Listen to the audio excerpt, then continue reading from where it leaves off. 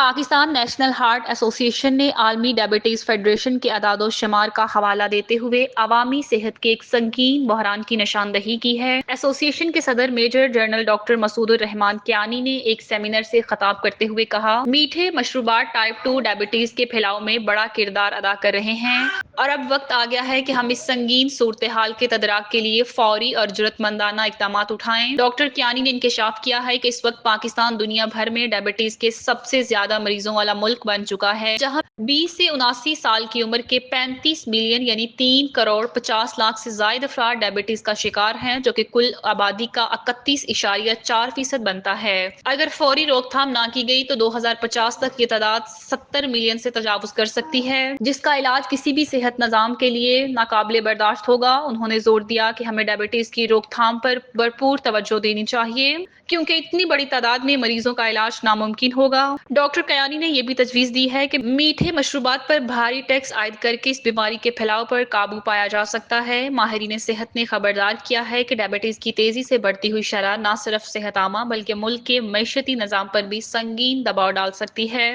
اس لیے پالیسی سازوں کو فوری اور سنجیدہ اقدامات اٹھانے ہوں گے۔